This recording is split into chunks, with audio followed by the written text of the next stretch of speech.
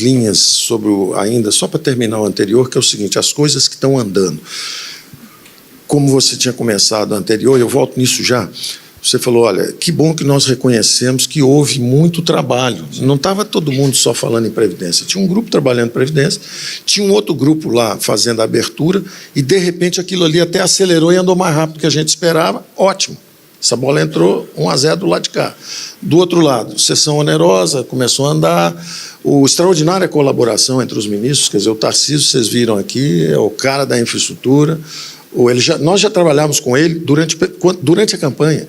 Eu tinha estado com o Tarcísio assim, 10 vezes, me informando sobre PPI, que a ideia é o seguinte: o BNDE, em vez de ser a fábrica de campeões, etc., ele encolhe, e o trabalho dele é qualitativo. Ele vai ajudar. Primeiro, ele vai conectar nas privatizações do Salim. Tanto que eu tinha indicado para o Levi, que era o presidente anterior, eu tinha falado assim, está aqui o Montezano, ele conecta você com o Salim, está aqui o Fábio Abrão, ele conecta você com a PPI, que era um cara meu que já estava há 4 meses conversando com a PPI sobre como engatar aquilo no BNDE para a gente acelerar aquilo. Então,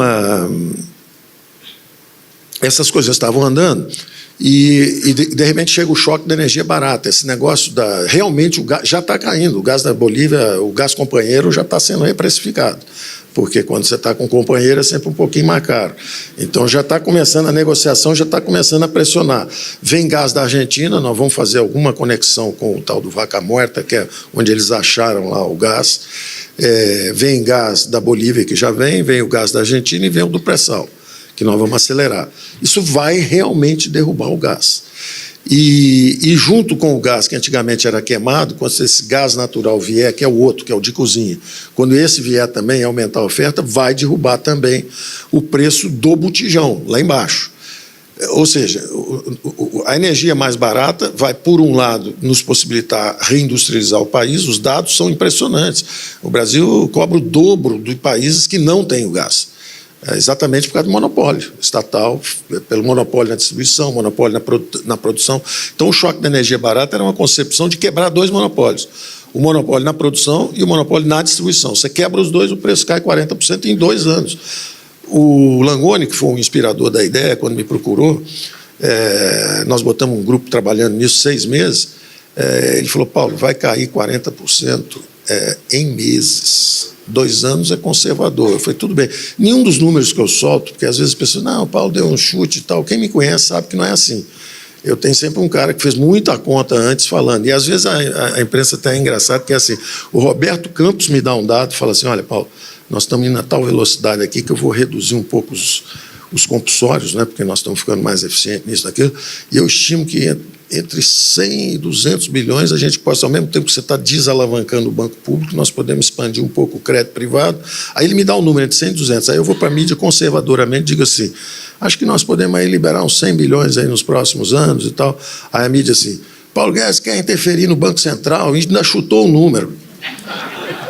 Foi tudo ao contrário, né? Foi o Banco Central que me trouxe o número, e eu estou interferindo no Banco Central, forçando e dando um chute num número. O gás é a mesma coisa, está dando um chute num número. Não, tem uma equipe enorme trabalhando naquilo, os caras calcularam 40%, acham que uns 20% é já, e eu estou falando, quem sabe, daqui uns 2 anos caiu 40%. A privatização é a mesma coisa, você deve ter visto o Salim aí, o cara está a 1.000 por hora querendo vender tudo, fizemos estimativa para esse ano. Não, ele é o nosso liberal radical, é bom ter um. É bom ter um turbinado, que é para eu parecer moderado, entendeu? Mas Mas então, essas coisas estão andando e vocês devem ver agora o seguinte, assim que, antes mesmo de aprovar a Previdência, quando houve o recesso da Câmara, nós saímos aprovando algumas coisas. Então, falamos do choque da energia barata, que foi complexo, porque teve CAD, ANP, Ministério de Minas e Energia, muito bom o ministro Bento Albuquerque, trabalhamos muito juntos na sessão onerosa. Então, em vez de ter aquele negócio de ministro brigando com o presidente do Supremo, vendo com quem fica o dinheiro, é tudo ao contrário. É tudo assim, como é que a gente pode fazer isso? Como é que eu posso ajudar nisso? Então, o Bento Albuquerque me ajuda muito, o Tarcísio me ajuda muito, a Tereza é extraordinária na agricultura. Tem muita gente boa, um pessoal bacana, bem intencionado, e todo mundo passando a bola um para o outro. E quando eu leio o jornal, parece que eu estou em outro país, porque eu olho e falo, pô, engraçado, não é o que eu estou vendo. Mas tudo bem, deixa cada um, a ficha tem que cair para cada um. É até bom não cair para todo mundo de uma vez só, para não acontecer tudo de uma vez, né? De repente, é bom que seja devagar na percepção de cada um, para ninguém se sentir enganado. Cada um desenvolva o seu grau de convicção. Mas, então, essas coisas estão andando, e as coisas que vêm agora, então saiu o FGTS, que na verdade era também, em vez de dar um transitório uma vez só, feito foi o governo passado, cria uma renda permanente. Cria uma renda permanente, quer dizer, todo ano tem um. Se o sujeito ficar empregado, todo ano ele recebe um salário extra. É uma opção. Foi só mais uma alternativa. É só mais uma alternativa. Você pode retirar se você for desempregado, for demitido. Você pode retirar se você comprar uma casa própria. Você pode também retirar se preferir sacar em modalidades anuais. Pronto. É simples como isso, só que é uma percepção de renda permanente. O cara pode gastar. Ele sabe que todo ano ele tem aquilo ali desde que fica empregado. Então, ele olha para aquilo como se fosse um 14º salário e gasta um pouquinho. Agora, calibramos isso. Por que demora alguns meses para fazer a conta? Porque a gente tem que calibrar isso para não atingir o crédito imobiliário.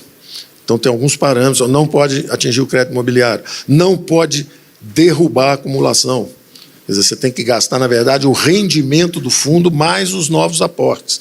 Porque senão vão dizer que você descapitalizou o fundo, etc. Então, tem uma série de variáveis que a gente considera quando faz isso, e por isso que a equipe tem que estar pensando toda na minha direção, e aí quando você escolhe as pessoas, elas já sabem, quando vocês escutam a música e a música parece homogênea, é porque já foi construída dessa forma para poder a coisa ser suave e todo mundo ir na mesma direção. E quando se tiver uma peça que não encaixa, ela espirra rápido, porque como está tudo indo naquela direção, se alguém travar um pouco, a pressão fica ali em cima e a pessoa acaba desencaixando.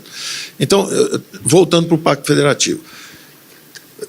Tem essas medidas, então, vem agora, vocês vão ver a liberdade econômica, aí aparentemente tem um problema na liberdade econômica. O problema não é um problema sério. Tem sempre problema de ego em tudo que é humano.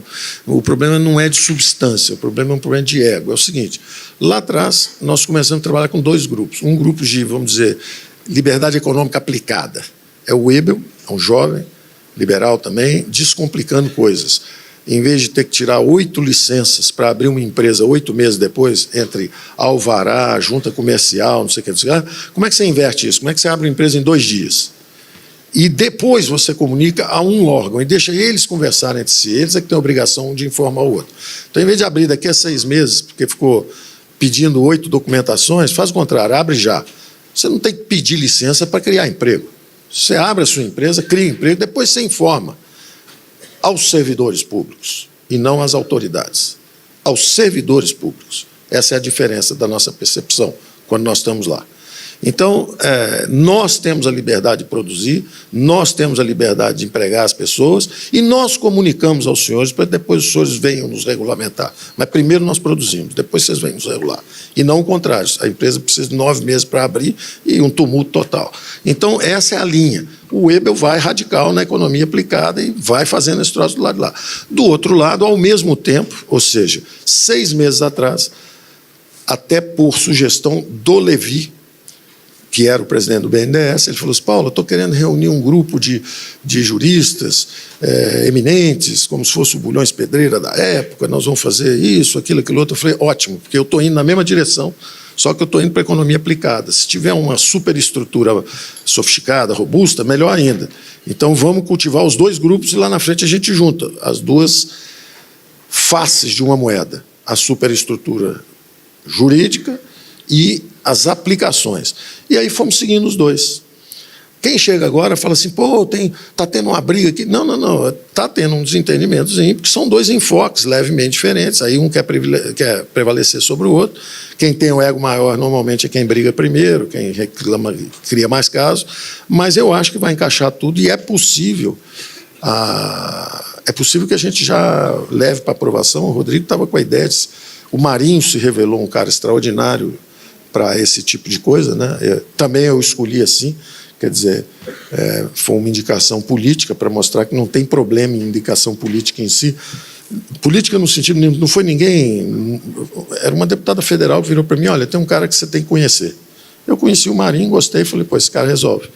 Então ele foi escolhido para resolver, resolveu. Que foi essa reforma aí agora. Já tinha feito uma trabalhista, agora fez uma previdenciária, está animado, vamos embora.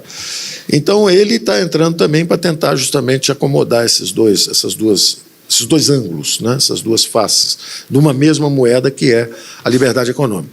A outra é o energia barata, já falamos, a outra que vem também é saneamento extraordinário.